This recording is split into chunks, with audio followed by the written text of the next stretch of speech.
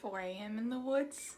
This is a series inspired by Washington Carver where he gave God glory for all of the inventions and the cool things that he did on earth by walking in the woods with God every morning at 4 a.m. This is turned into a chapter by chapter Bible study series, and we are in 1 Samuel 28. Last chapter was a short but sweet one. We find out David is hiding in Gath in enemy territory. The king of Gath is letting him stay there as long as he agrees to fight Philistine battles for him.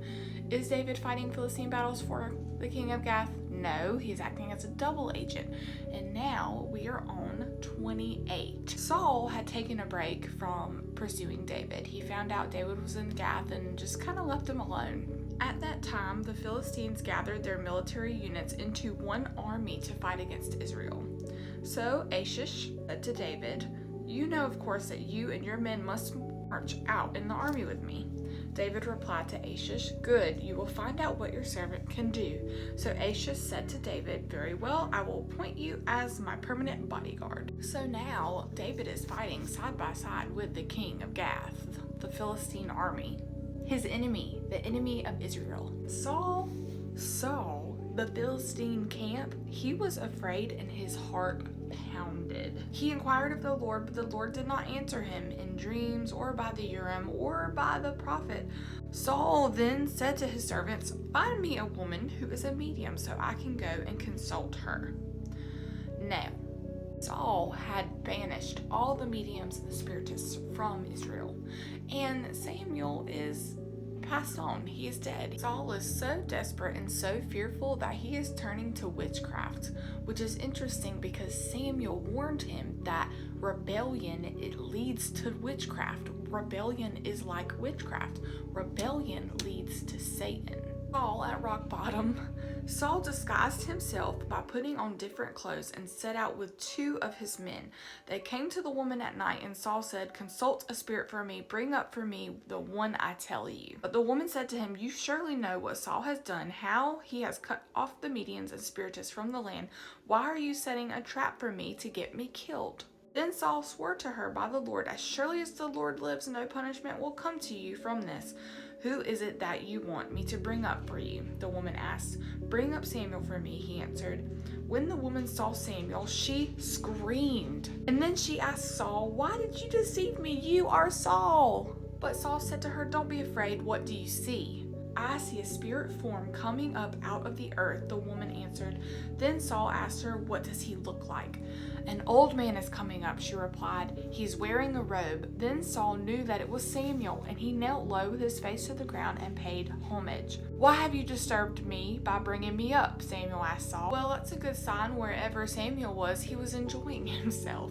And it's funny, he's annoyed by Saul. "I'm in serious trouble," replied Saul. "The Philistines are fighting against me, and God has turned away from me. He doesn't answer me anymore, either through the prophets or in dreams. So I've called on you to tell me what I should do."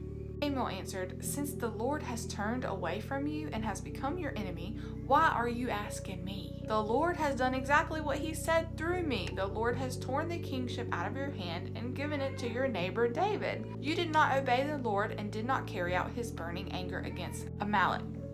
Therefore, the Lord has done this to you today. The Lord will also hand Israel over to the Philistines along with you. Tomorrow, you and your sons will be with me, and the Lord will hand Israel's army over to the Philistines." So not only did Samuel say, "I told you so," but he also let him know, hey, tomorrow's not going to go well for you. Saul fell flat. He was terrified and he was hungry. He hadn't eaten. And so it mentions the woman's hospitality, which is interesting to me because I always feel like there's a purpose behind why the Bible mentions something. But maybe we'll find out later. Maybe God will reveal that to us later. But she feeds him and then he goes away. This has left an ongoing debate. People will debate, well, Samuel was a demonic force that came up.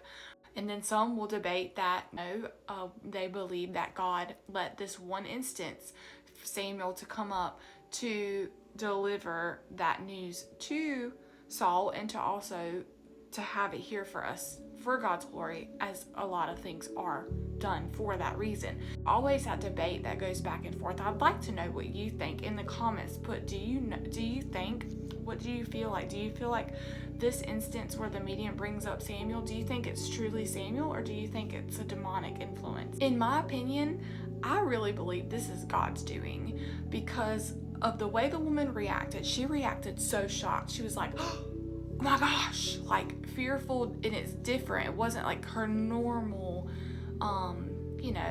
day-to-day seance. She, as a medium and a spiritist, they deal with demonic forces all the time. Also, why do you think the Bible mentions her hospitality to Saul? I'm very curious on why the Bible mentions that, and I don't know. That's where we're left off with 28. We are left with poor Saul dreading tomorrow. But is it really poor Saul? He basically walked himself to the rock bottom. The rebellion, the pride, he never turns to God and repents and says, change me, fix me. It's almost like he just, was trying to run away from his fate. Where do we go when we're in such depravity? Do we go to God, or do we go to the occult? Are we rebelling? Are we headed towards rock bottom? And we see where rebellion leads. There's a consistent theme in the Bible that we see that you have two choices, and not making a choice is a choice. What are we choosing? It's so important. Our time on earth is just a little tiny notch in a belt that goes on and on and on and on and for all eternity. But thank you so much for watching this 4 a.m. in the woods, and I'll see you at the next 4 a.m. in chapter 29.